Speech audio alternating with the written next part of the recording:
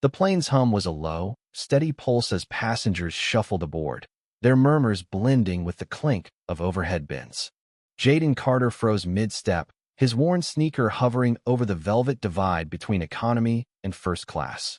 A voice sliced through the noise, sharp and cold. "Hold it right there."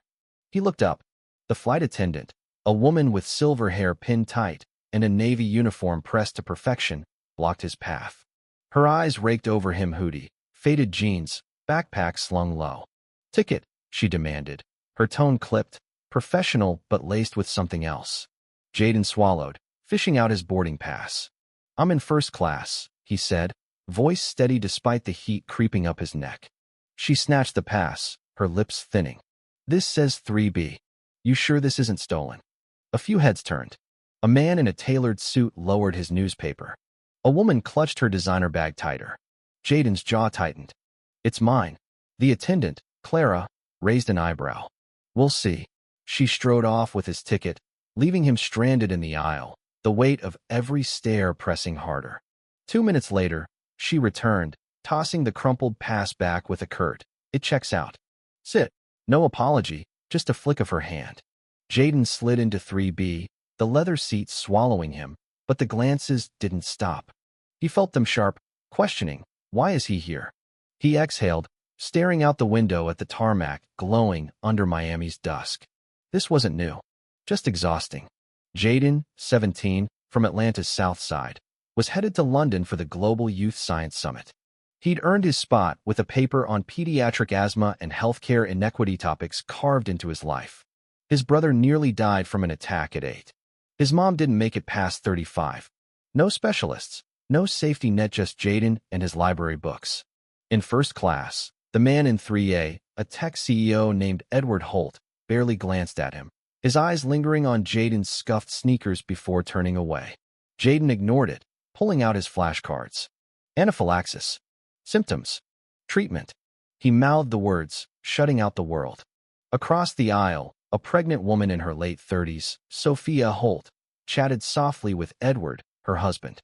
Her elegance stood out, blonde hair, tailored dress, hand resting on her belly. They belonged here. Everyone else seemed to agree. 20 minutes into the flight, the cabin lights dimmed. Clara passed by, offering water to Edward, skipping Jaden entirely. He didn't react, just flipped another card. Airway obstruction. Respiratory distress. Then, a sharp gasp cut through the hum. "She's not breathing." The voice was Edward's, raw with panic. Jaden's head snapped up. Sophia was slumped, her face pale, breath shallow. Clara froze, her poise crumbling. "Is there a doctor?" she called, voice cracking. No one moved. Not the executives, not the heiress in 1C, not the lawyers scrolling emails.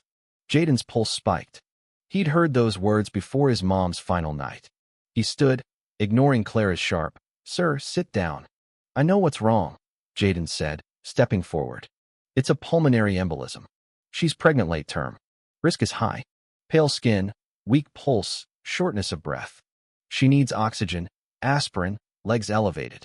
Now, Clara blinked, stunned. "You're not a doctor." A younger attendant, Mia, pushed past. "What do we need?" Jaden didn't hesitate.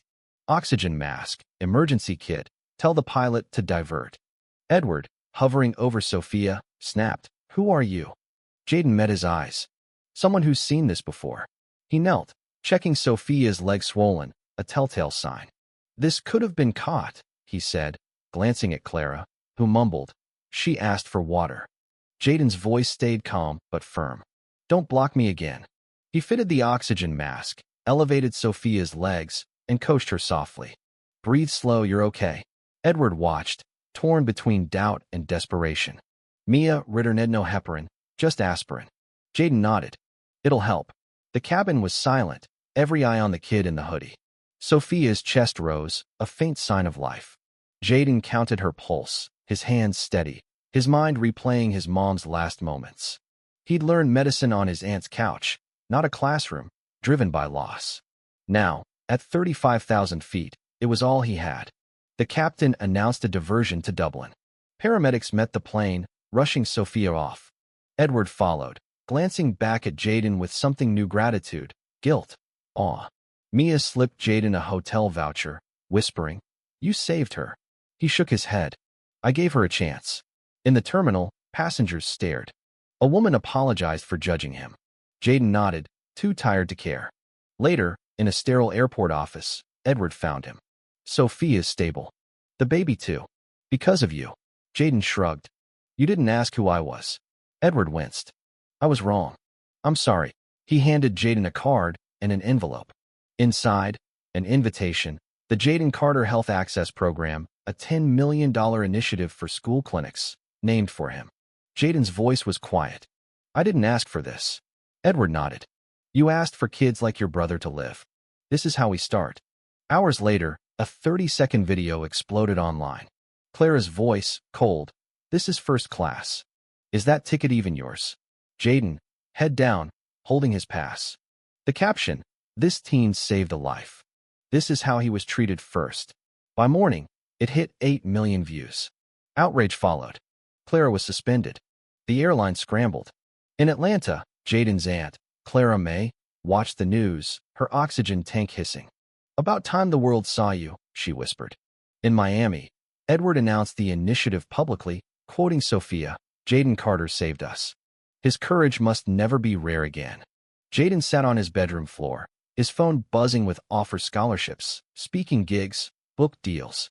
His brother, coloring nearby, asked, "You famous now?" Jaden smirked. "Maybe." At dinner, Clara May slapped a headline on the table. "Teen in hoodie saves billionaire's wife." She tapped it. "Don't waste this." Jaden nodded. He wouldn't. Months later, at a community center in Atlanta, Sophia stood at a podium, newborn Emma Jaden Holt in her arms. "Jaden Carter didn't just save my life. He showed us what's possible when we listen." Jaden took the mic, hoodie on. "I'm no hero.